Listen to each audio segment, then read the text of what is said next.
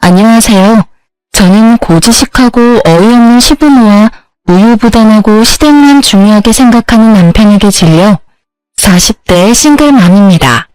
고부갈등이라는 단어가 요새 참 흔하기도 하죠. 고리타분한 시댁 부모님과 그 사이에서 전혀 도움 안 되는 남편.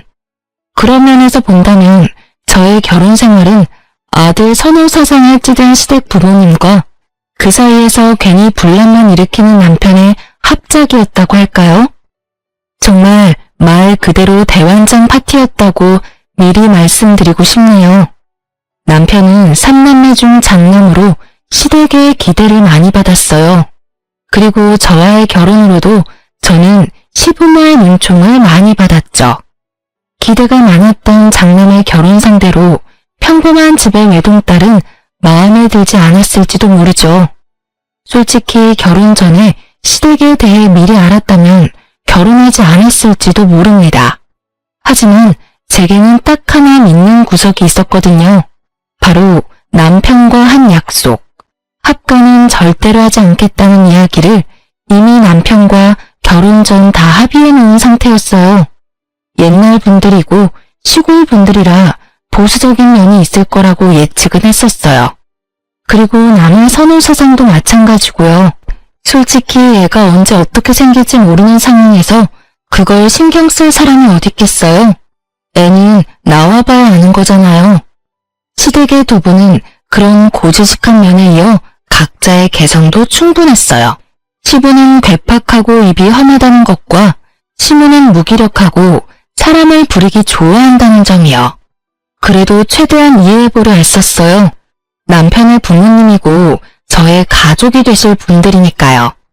그런데 명절에 직접 부딪히게 된 두 분은 정말 남달랐어요. 어떤 면에서 그런가 하면 가족에게라도 가차없다는 걸 보게 됐거든요. 남편은 장남이고 그 아래로 도련님, 막내로는 아가씨가 있어요. 그런데 아가씨가 일찍 결혼해서 딸만 셋을 낳았거든요. 아무리 그래도 본인들 딸이고 손녀는 예뻐해 줄 법도 한데 처음 명절 맞이하는 며느리 앞에서 아가씨 욕을 엄청나게 하더라고요. 게다가 아가씨의 세 딸에게도 참 쓸모없는 것들이라며 이때 제가 받은 충격은 정말 대단했어요. 그리고 생각했죠. 앞으로 내가 낳을 아이들이 딸이면 우리 딸들도 저런 꼴을 면하지 못하겠구나 하고요.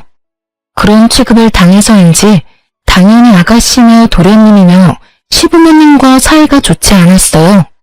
어느 정도냐면 시부모 생일날에도 오지 않을 만큼요. 제가 시댁 때문에 이혼을 생각한 건 첫째 딸을 낳고 난 뒤였어요. 보통 16주년 아이가 딸인지 아들인지 이야기를 해주는데 병원에서는 돌려서 딸아이임을 이야기해 주더라고요. 그때 시댁에서 시녀의 딸들에게 어찌 대하는지가 바로 떠올랐죠. 혹시라도 내 딸이 저렇게 되면 어쩌나. 설마 그래도 손녀딸인데 예뻐하지 않을 리가 없겠지. 수많은 생각을 했는데 역시나 아이를 낳고 시부가 그러더군요. 맏딸은 살림 미천이라니 용서하지만 두 번째는 없다.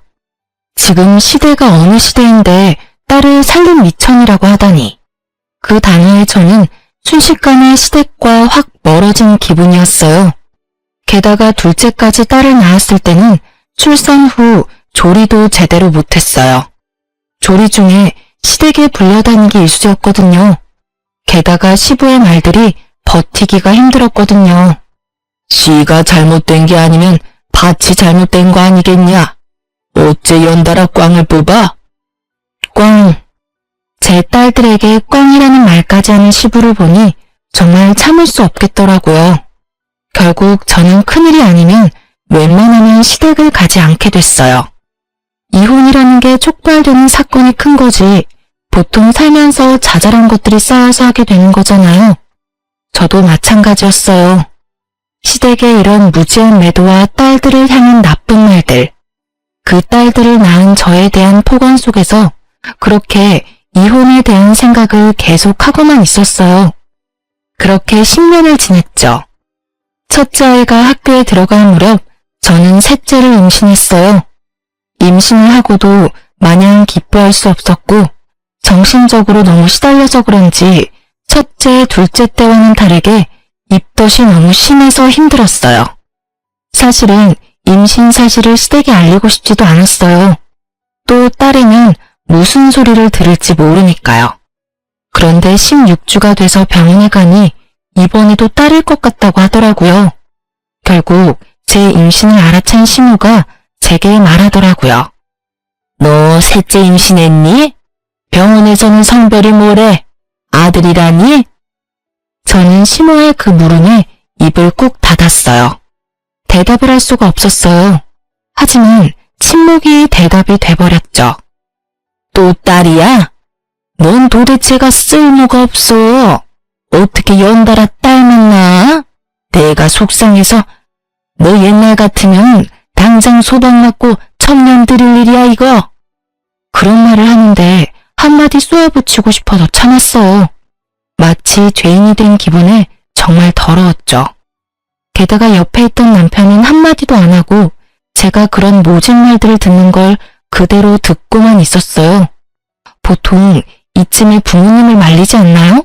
저희 남편은 무신경하게 안 들리는 척 하더군요. 이때 정말 이혼이라는 두루뭉술한 생각이 확고한 자리를 잡아가고 있었던 것 같아요. 그날 저녁 밥을 먹는데 앉은 자리는 가시방석, 먹는 건 모래알이었어요. 당장이라도 박차고 나가고 싶은데 꾹 앉아 있었어요. 밥만 먹으면 집에 갈 거야. 그 생각 하나만으로요. 그런데 밥 먹는 내내 시모는 제가 좋아하는 반찬을 쏙 골라서 저와 제일 먼 자리에 놔둬버리더군요. 게다가 된장이나 고기에 젓가락이라도 델라치면 아들도 못 낳는 며느리가 어디서 고기 반찬을 탐하냐며 소리치는데 이때쯤에는 참는 데에 도 같은 저라도 참기 어려웠어요. 그날 시댁에서 아무것도 못 먹고 집에 와서 치킨이며 피자며 다 시켜서 엄청나게 폭식했었어요. 그렇게 잘 참던 제가 터진 건 어린이날이었어요. 임신한 몸으로 첫째와 둘째를 데리고 어린이날을 맞아 근처 동물원에라도 가려고 했었거든요. 남편은 어린이날 근무가 잡혀 못 오게 됐던지라 제가 두 딸을 데리고 가기로 했죠. 딸들이 워낙 순하고 엄마 바락이라 데리고 다니는 게 힘들지는 않았고 매번 천덕꾸러기 취급당하는 딸들이 불쌍해서 제 몸이 힘들더라도 이번에는 애들한테 맞춰주려고 했던 거예요.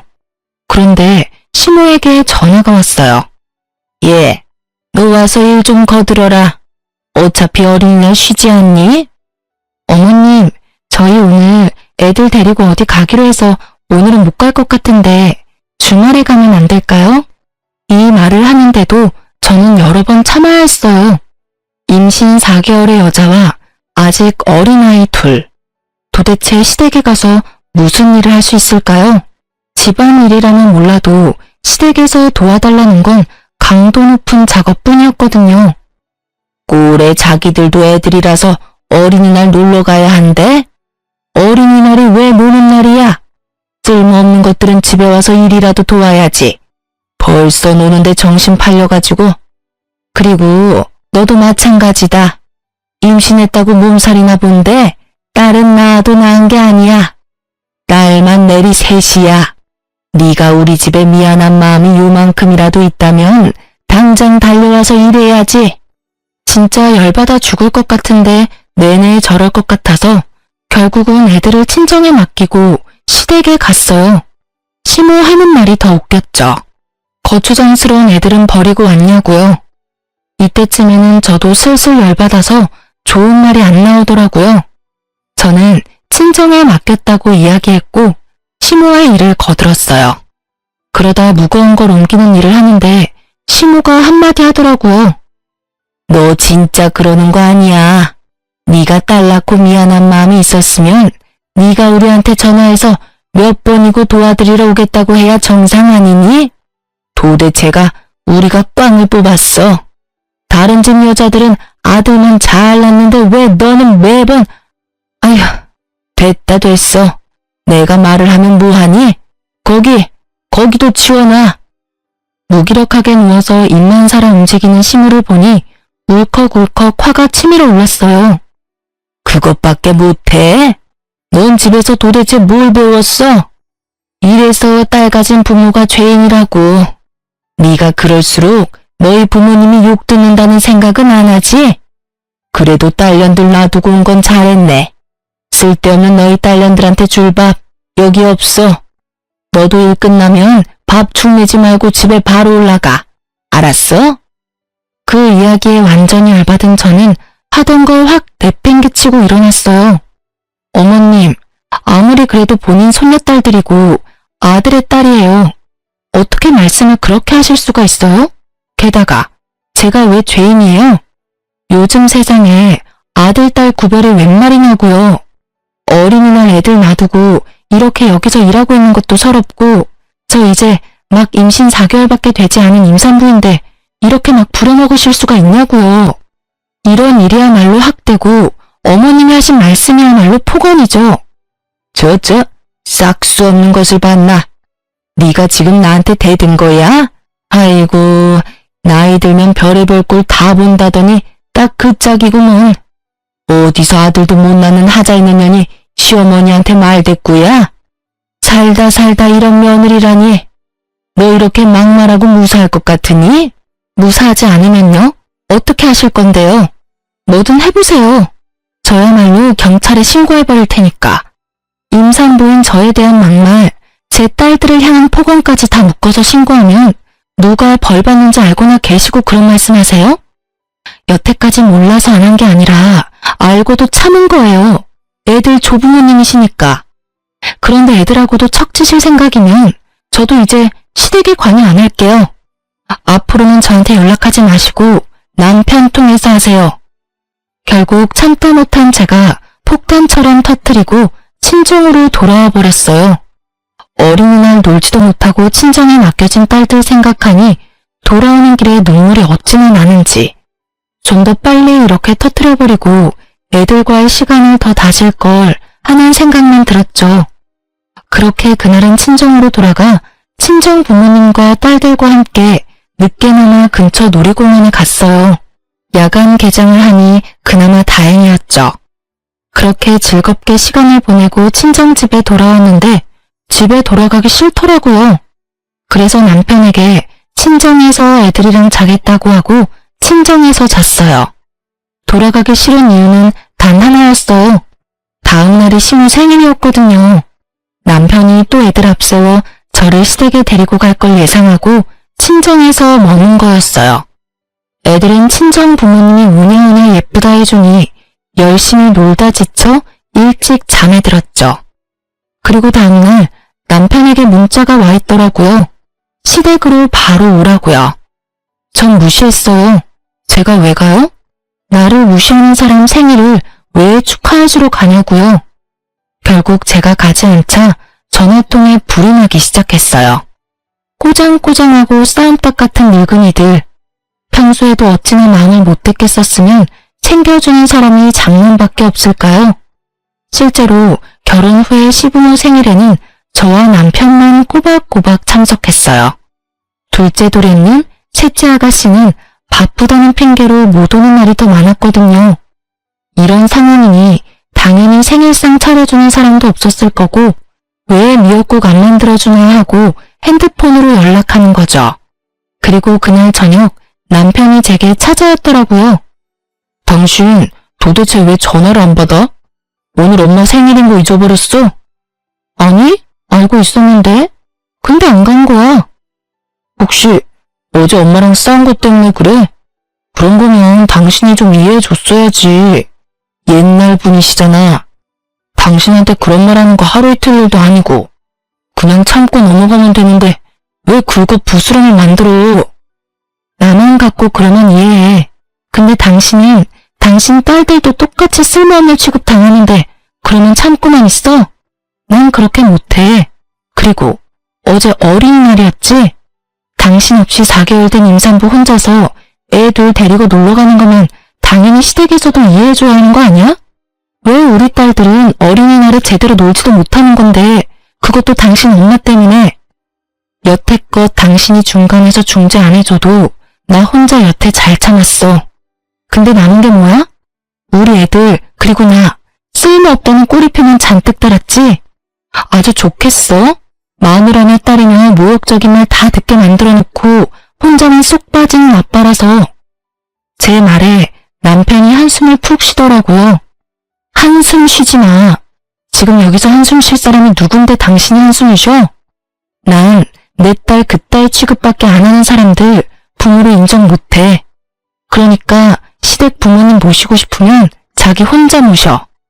나 이제 앞으로 행사 있어도 안 갈 테니까. 결국 제 입에서 그 말이 나오고서야 남편이 사과하더군요. 미안해.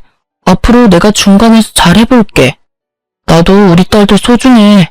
그러니까 오늘은 집에 돌아와. 남편이 뒤로 보이는 친정엄마, 아빠에게 고개를 꼬박 숙였어요. 장인어른, 장모님, 죄송합니다. 저희 집 사정 때문에 이렇게 힘들게 해드려서. 아니, 우리는 손주들이랑 시간 보내서 좋았네. 바쁘면 우리한테 애들 맡겨도 되니 걱정 말게. 결국 남편 말에 저는 아이들과 집으로 돌아왔어요. 일단 남편의 곁에 돌아오긴 했지만 시댁과의 골은 더 깊어졌죠. 솔직히 아무래도 상관없었어요. 이제 상관 안 하기로 했으니까요. 그런데 살다 보니 가족이라는 이름만으로 엮이게 되는 일이 있더라고요. 그건 호적을 파지 않는 이상 따라오게 되어 있으니까요. 임신 8개월쯤 친정아버지가 좀 아팠어요. 큰 병은 아니었지만 입원해서 치료를 몇 달간 받아야 했고 그것 때문에 어머니는 몸도 마음도 많이 우울해졌어요. 저는 당시에 밀린 연차를 사용해 쉬고 있었기 때문에 엄마를 대신해 아버지 수발을 들러 가야겠다고 생각했어요. 여보, 내가 애들 데리고 잠시 친정 가야겠어. 아버지 아프니 엄마가 무리하고 있고 마음이 많이 안 좋으신가 봐. 우리 딸들 있으면 엄마도 기분 좋아하시니까 애들하고 같이 지내면서 아버지 수발은 내가 좀 들어드리게. 뭐? 당신 지금 뱃속에 애가 8개월이야. 어떻게 그런 놈으로 수발을 들어? 그럼 어떡해. 엄마가 저렇게 힘들어하시는데. 아니면 우리 친정에 합가라도 할까? 어차피 우리 전세 사는데 전세금 빼서 친정 부모님 돈이랑 합치면 더 큰 집에서 살 수도 있고. 우리 엄마가 애들 돌봐주면 나도 당신도 움직이기 더 편할 거야. 애 낳고 실제로 나 일 들어가면 어떻게든 친정집에 애들 맡기게 될 텐데 더 좋을 테고. 저는 남편에게 합가 이야기를 꺼냈어요. 아버지도 아프시고 어머니도 안 좋은 상황에서 제가 생각할 수 있는 가장 편한 방법이었죠. 그렇지만 남편 표정은 영 별로더군요.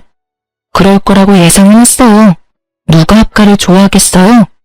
결국은 합가 이야기는 없던 걸로 하고 당분간 친정에서 애들 데리고 지내며 아버지 엄마 챙기기로 했어요. 그렇게 짐을 다 싸고 그 다음날 친정에 가려는데 남편이 절 부르더라고요. 혹시 우리 집이랑 합가할 생각은 없어? 합가하면 유산을 지금 당장 물려주시겠다고 하시는데. 난 유산 필요 없어. 그러니까 합가 안 해. 나랑 시댁 상황 알잖아. 그걸 알면서도 나한테 합가하자는 말이 나와?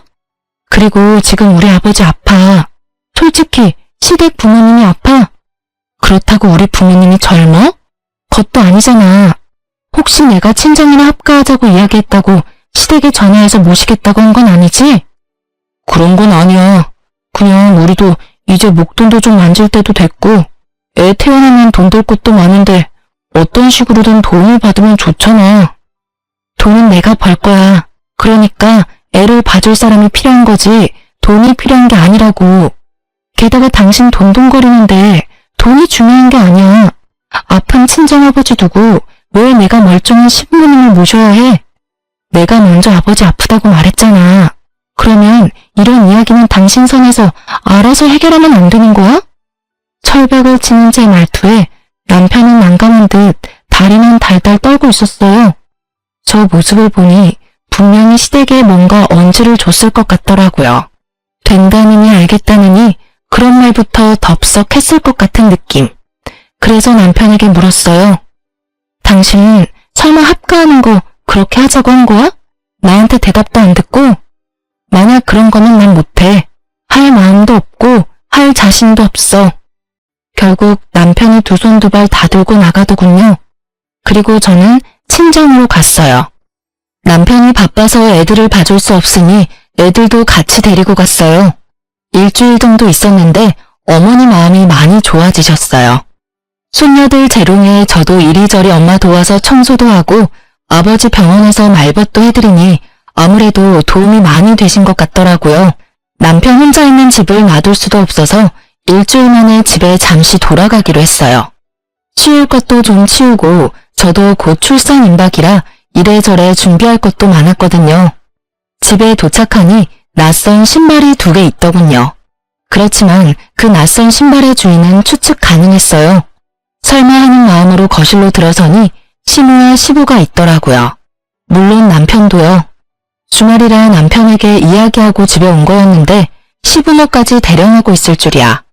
시모는 저번에 그 일로 저와 싸우고 처음으로 만난 건데 눈에 쌍심지를 켜고 저를 쳐다보며 제게 다가오더라고요. 너 출가 외인이 친정집에 가서 병수발하는 거 아니다? 아주 당당하게 남편은 내팽개치고 친정 가서 편하게 있다 오나 본데 그러다가 네가 우리 집에서 쫓겨날 수도 있어. 그리고 네가 맏며느리인데 우리 수발은 네가 들어야 하는 거 아니니? 쓰잘데기 없는 자식 낳는다고 임산부 흉내내지 말고 집에서 수발이나 들다가 조용히 애나 낳고 와. 저번에 그 일은 내가 없던 일로 해주마. 미친 개한테 물린 거라고 생각하면 못할 것도 없지. 마음 같아선 얼굴 꼴도 보기 싫지만. 그 말을 듣는데 우라가 치밀어 오르더라고요. 만삭의 며느리한테 저런 말을 하고 싶기는 해요. 미친 개한테 물린 거라고 생각한다니 그 기대대로 미친 개처럼 굴기로 했어요. 요즘 시대가 어떤 시대인데 그런 말을 하세요? 그리고 누가 저더러 친정 가서 편하게 있다 온다고 해요? 저 아버지 병수발 들고 오는 길이에요. 제 아버지 제가 간병한다는데 왜 남의 집에서 이 난리들인지 모르겠네요. 그리고 그렇게 싫으시면 보지 마세요. 안 오시면 되잖아요. 왜 우리 집에 오셔서 괜히 저랑 얼굴 마주치시는데요? 아이고 기도 안 차서 저 말버릇 좀 봐. 어디서 어린 년이 시어미한테 기어오려고 들어? 여기가 어떻게 네 집이냐? 우리 아들 집이지. 이 집 전세금 반반씩 냈어요. 그러니까 제 집도 되죠. 그리고 기어오르는 게 아니라 바른 말 해드리는 거고요. 시모가 어이가 없다는 표정과 함께 말을 잇지 못하자 시부가 제게 말하더라고요. 너 합가하자는 거 반대했다며? 아들한테 다 들었다. 세상이 아무리 말세라도 어떻게 며느리가 돼서 시댁 합가를 반대해? 그리고 네가 뭔데 반대를 해? 우리 아들이 한다면 하는 거지. 네 허락 같은 거 맡을 필요가 어디 있어. 우리 아들이 착해서 너한테 이야기했나 본데 우리는 그런 거 필요 없다고 생각한다. 여기 들어와서 먹고 자면 그게 합가지. 너한테 허락받고 할 일이 아니야. 떡두꺼비 같은 손주 하나 낳아주지도 못하는 하자 있는 며느리 우리도 보고 싶지 않지. 그렇지만 네가 맏며느리니 네가 우리를 책임져야 옳지. 아주 옛날 고적의 이야기를 하는 시댁어른을 보니 이제 더는 안 되겠다는 생각이 들었어요. 시댁이랑 사이가 좋아도 합가는 고민스러운 문제인데 아예 들어와서 배째라 하고 누워버리겠다는 이야기를 아주 시원스레하는 영감을 보니 정이 뚝 떨어져 버렸거든요. 그럼 들어오세요. 대신 그러면 저는 합가 반대했는데 시댁 모시게 됐으니 남편이랑 이혼할게요. 이혼 이야기가 떨어지자마자 거실이 조용해지더라고요.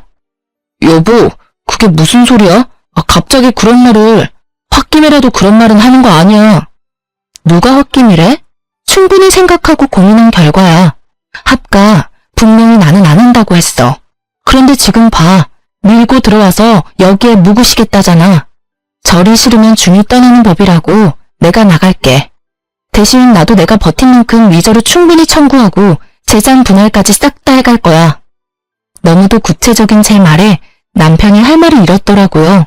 농담이라고 생각했나 본데 지금 농담할 정신이 어딨어요? 괴팍한 노인네랑 남의 선호사상에 찌든 노파를 같이 모시라고요? 딸만 둘인 집에서?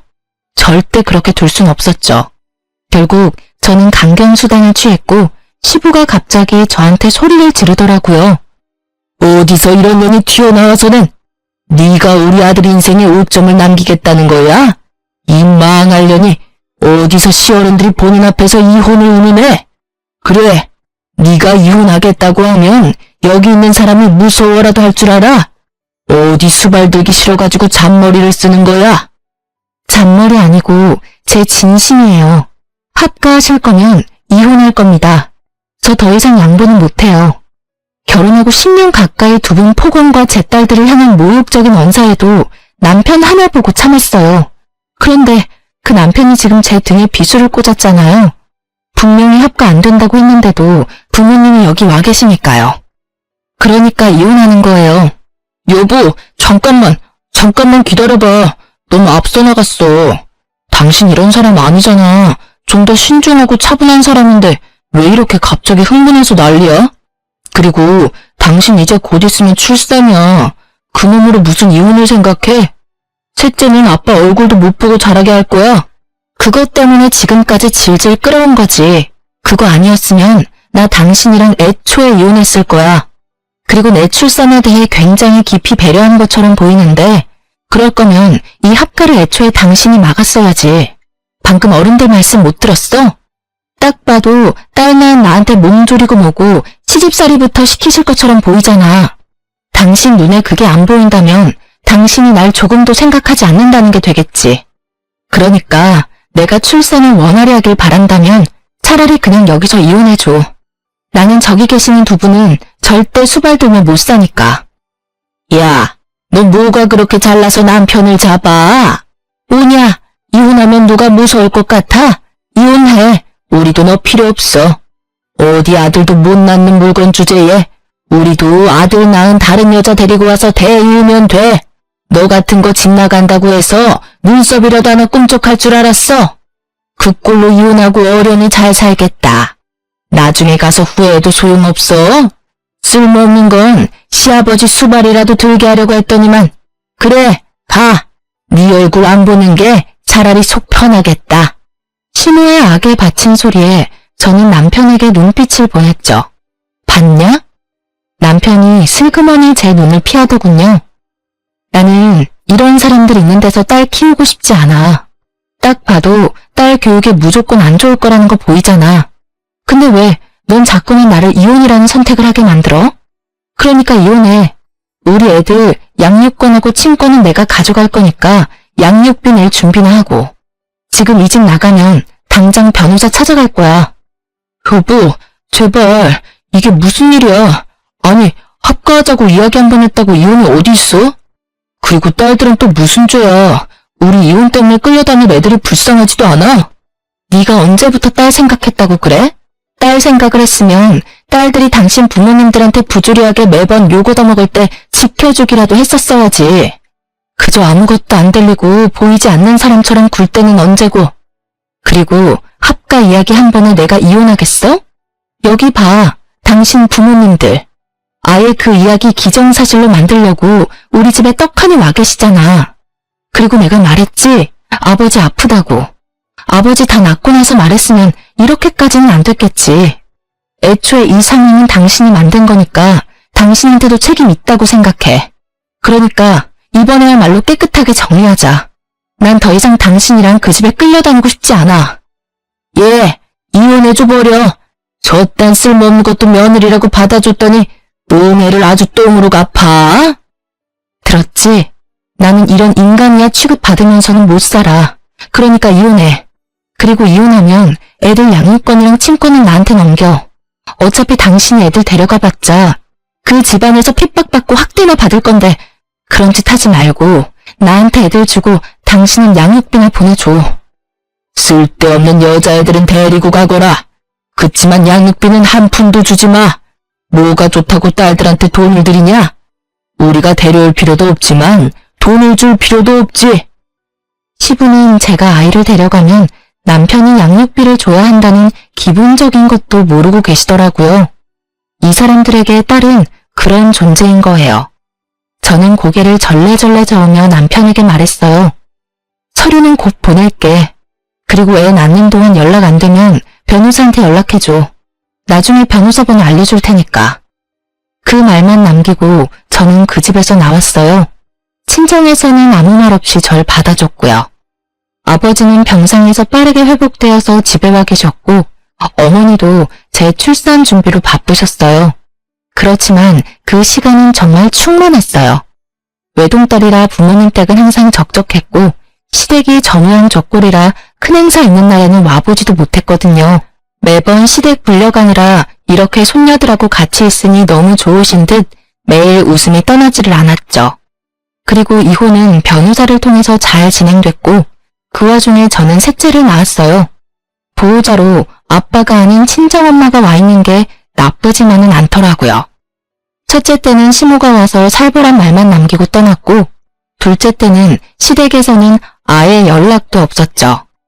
셋째는 두 누나와는 다르게 친정 부모님의 사랑을 듬뿍 받으며 태어났죠. 애를 낳고 나서는 낳았다는 연락만 했어요. 셋째도 남편이 양육비 지급해야 할 테니까요.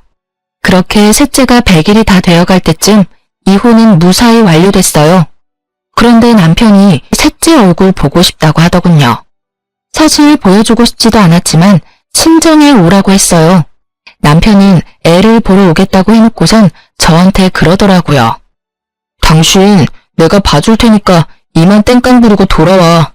이혼했지만 다시 결혼은 할 수 있고 솔직히 나는 당신이랑 헤어지고 싶은 마음 없었어. 부모님들 때문에 이렇게 된 것뿐이잖아. 아직 우리 사이의 마음은 그 정도는 아니라고 생각하는데. 저는 남편 말에 웃음부터 났어요. 지가 뭔데 날 봐줘요? 네가 뭔데 날 봐줘. 네가 뭔데.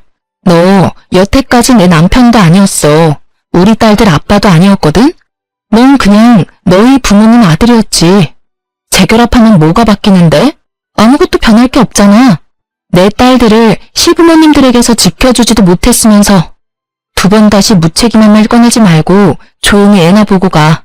남편은 본전도 못 찾고 잠든 애기 얼굴을 보더라고요. 그러더니 이리저리 살펴보더니 놀란 얼굴로 묻더라고요. 혹시 셋째가 아들이야? 저는 답을 피했어요. 말하고 싶지 않았거든요. 아들이라고 하면 얘만 쏙 데려갈까봐 걱정했고요. 사실 중간부터 아들인 거 알고 있었어요. 망할 시부모가 이 애를 어떻게 할까 싶어서 이혼 서류 정리가 다 될 때까지 아무 말 안 했던 거죠. 아들 맞아. 근데 그게 뭐? 당신 아들 낳은 거 아시면 우리 부모님도 당신 대하는 거 달라질 거야. 왜 미리 말 안 했어? 왜 말해야 하는데? 당신 부모님들 내가 아들 낳았다고 날 대하는 게 달라지실 것 같아? 절대 아니야. 나랑 두 딸은 여전히 뒷전이고 이 아들만 오냐오냐 하실걸? 그게 정상으로 보여? 그치만 그치만이고 저치만이고 나는 당신네 가족하고는 두 번 다시 만나고 싶지 않아. 욕도 그만큼 들었으면 많이 들었어. 이제는 그런 말 안 듣게 해줄 수는 없어? 10년 동안 당신 얼굴 봐서 참아줬으면 됐잖아. 얼마나 더 참으라고 나더러 돌아오라는 미친 소리나 하는 거야? 제 불호령에 남편이 말을 못하더라고요. 정신이 똑바로 박힌 인간이면 이 상황에 그런 소리 못하죠. 당신 힘들어서 나더러 돌아오라고 하는 것 같은데 수발은 당신 혼자나 열심히 들어. 나는 절대로 그쪽으로는 안 돌아가. 그리고 이미 우리 이혼 서류 정리 다 됐거든? 법적으로 남남이야. 그러니까 제발 당신이 아버지로서의 정이 조금이라도 남아있다면 딸들을 위해서라도 그 집에 돌아오라는 말은 하지 마라. 혼자 효도해. 나는 나대로 딸들하고 잘 살 테니까. 결국 남편은 더 이상 아무 말도 못했고 보다 못한 아버지가 한마디 하셨죠. 자네 진짜 너무하지 않나? 어떻게 우리 집 귀한 딸한테 10년을 모진 말을 듣게 만들어 놓고 다시 그 짓을 또 하라고 할 수 있냐는 말이야. 자네가 진짜 내 딸을 조금이라도 생각한다면 그냥 여기서 돌아가게. 우리는 이미 그쪽 집안 사람하고는 남이야. 애초에 두 사람이 이혼하게 된 이유가 딸아이에게만 있는 건 아니지 않은가? 오히려 딸이 많이 참았지.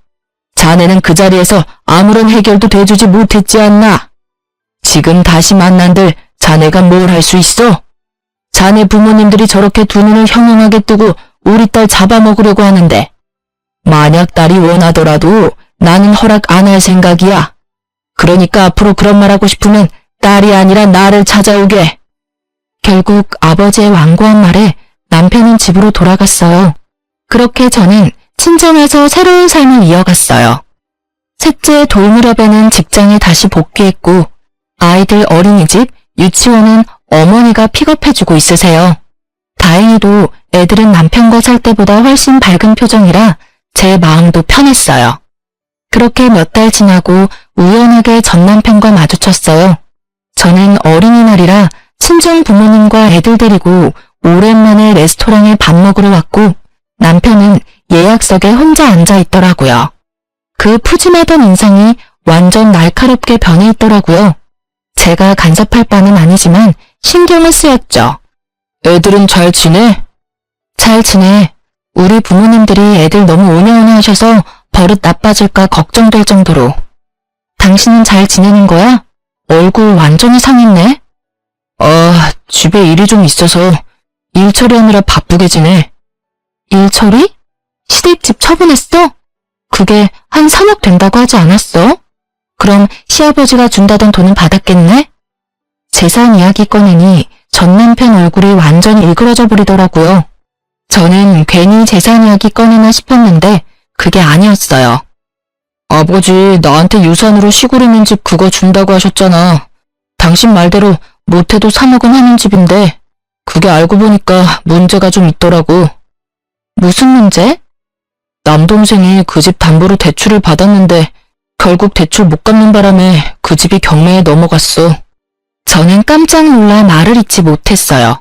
알고 보니 시댁집의 재산이라고는 그 집 한 채가 전부였는데 전 남편 남동생 때문에 그 집이 다 날아가고 결국 빈털터리가 돼서 남편 집에 의지하러 오신 거였더라고요. 그게 경매 넘어갔다는 걸 알게 된 직후에 남편에게 거짓말을 한 거였죠. 장남이니 어떻게든 해줄 거라는 생각으로. 참 대단들 하시죠? 그런 일 있어서 장남 의지하러 오시는 거면 적어도 맏며느리한테 잘 보여야 한다는 생각은 안 하셨던 걸까요? 하긴 평소에 워낙 점수를 많이 까먹은 분들이라 그렇게 하셨어도 받아주지는 않았겠지만 결국 시부가 자기한테 거짓말한 거 알고 남편 완전 노발대발해서는 동생에게 담보 받게 해줬으니 동생한테 가라며 시부모 내쫓았대요. 남편도 돈이 없기는 마찬가지였거든요. 저와 이혼하면서 재산 분할 때문에 지금 살고 있는 집의 전세금 반을 저한테 돌려줘야 했거든요. 집을 잃을 순 없으니 일단 시부 집을 팔아서 나온 돈으로 제게 전세금 반을 주려고 했던 모양이에요. 그런데 집이 경매로 넘어가 있으니 완전히 허탈해진 거죠. 그 상태에서 시부모는 장남이 자기들 모셔야 하는 거 아니냐며 저한테 했던 그대로 남편을 들들 볶아대기 시작했고 결국 열받은 전 남편이 시부모를 쫓아내버린 거죠. 그럼 두 분은 당신이랑 같이 있는 게 아니야? 동생이 집 얻어준 모양이야. 근처 단칸방에. 동생네도 사업 망해서 지금 대출 못 갚아서 파산 직전이라 집 내놔야 한다더라고. 그래서 이래저래 일이 좀 많았어. 둘이 이야기하는데 시부모님이 오시더라고요. 저는 마주치고 싶지 않아서 몸을 돌리려는데 저를 알아보고는 불이 나게 달려오더니 애부터 보시더라고요. 애 옷이며 신발에 아들 티가 나다 보니 시부모가 흥분해서는 저한테 따지더라고요. 너 셋째 딸이라더니 아들이었어? 아들이면 우리가 데려와야지. 네가 왜 데리고 있어? 우리 집안 대를 이을 아들을 말도 안 하고 애 데리고 있으려고 했어? 거의 아이를 빼앗으려는 시부를 보고 결국 전 남편이 일어났어요. 그만 좀 하세요. 애들 보는 앞에서 이게 무슨 추태예요? 전 남편 말대로 멀리서 두 딸이 안절부절 못하고 저를 바라보고 있더라고요. 저는 웃어주며 괜찮다고 말했어요. 친정아버지가 달려오려는 걸 친정엄마가 겨우 막고 계셨고요. 내가 뭘 잘못했어? 아들이면 당장 우리가 데려와야지. 그래도 마지막에 쓸만한 짓을 했네. 아예 쓸모없는 물건인 줄 알았더니. 어서 이리 다오. 우리 손주 한번 안아보게. 이미 이혼했고 저희는 남남이에요. 오늘은 우연히 마주친 거고. 남편은 이미 셋째에 대한 친권도 양육권도 다 그때 포기했어요. 그러니까 애한테 손대지 마세요. 저는 아기띠에 매달린 아이를 감싸고 시부모를 쏘아봤어요. 네가 그런다고 우리 핏줄이 남의 핏줄이 될 것 같으냐? 쓸데없이 힘 빼지 말고 손주나 내놔어요. 아버지, 또 이러시면 다음부터는 생신이라도 안 올 거예요. 그리고 친권 양육권 포기한 건 우리라서 애 마음대로 못 데려와요. 두 분 다 원하셨잖아요. 그건 딸인 줄 알아서 그렇지. 아들인데 왜 우리가 못 데려와? 법이 그렇다고요. 모르시면 가만히 계세요. 둘째 때문에 그렇게 당하고도 또 이렇게 경고망동하실 거예요. 앞으로 저도 안 보고 싶으신 거냐고요. 애 엄마랑 아들한테 손대시면 저랑 두 번 다시 못 보실 거예요. 결국 전 남편의 말에 시부모는 그제야 얌전해지더군요. 아들이 무섭긴 한가 봐요. 옛날 같으면 당장 손가락질에 모성이 튀어나올 법한데 그러지도 못하고 눈치만 보고 있으니. 미안해. 두 분이 또 흥분하셔서. 잘 먹고 가라. 우리는 그냥 나가야겠어. 됐어. 여기 예약했잖아. 우리가 나갈게. 우리는 아직 자리에도 앉질 않았으니까. 저는 친정 부모님과 애들을 데리고 나갔어요. 애들은 저한테 왜 무서운 할아버지 할머니 여기 있냐고 경직되어 있었어요. 정말 우연히 만난 거고 다음에는 만날 일 없을 거라고 말해주자 애들이 좀 진정이 되더라고요. 그 뒤로는 시댁 식구나 전 남편을 만난 적 없어요. 그래도 양육비는 꼬박꼬박 들어오니 살아있기는 한가 보다 하고 지내죠. 이혼 후에 저는 많은 것들이 변했어요. 친정에 완전히 정착하기로 했어요. 부모님이 늙으면 제가 수발을 들어야 할 상황이 올지도 모르지만 그 전에 아이들이 독립하기를 바라며 열심히 키우는 중이랍니다. 그리고 친정 아버지는 집 명의를 제 앞으로 돌려주셨어요. 저는 어차피 두 분 돌아가시면 상속될 거고 미리 바꾸지 말라고 했지만 아버지는 완고하게 제 이름으로 해주셨어요.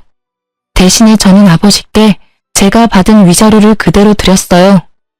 돈 벌어서 아이들과 함께하는 시간을 가지고 가족과 함께 여행을 가고 하는 시간은 너무나 소중하다고 느꼈어요. 솔직히 시부모의 그런 행동들을 참으려고 하면 참을 수 있었을 거예요. 하지만 제 딸들이 커가면서 받을 상처는 도저히 두고 볼 수 없었거든요. 그런 의미에서 이 이혼은 잘한 것 같다고 생각해요. 아이들의 정신 건강을 위해서도 저를 위해서도 마찬가지고요. 글을 쓰면서도 그때 생각이 떠올라 머리가 지끈거릴 정도로 아팠는데 새삼 글을 다 쓰고 보니 제가 어떻게 저런 일들을 다 견뎠나 모르겠어요. 왜 좀 더 빨리 빠져나오려고 생각하지 않았을까 싶기도 하고요. 그래도 이렇게 이혼하고 자리 잡고 잘 살고 있으니 다행이죠. 고부 갈등으로 힘든 날을 보내는 모든 어머니 모두 힘내시고 더 좋은 날이 되길 바랄게요. 감사합니다.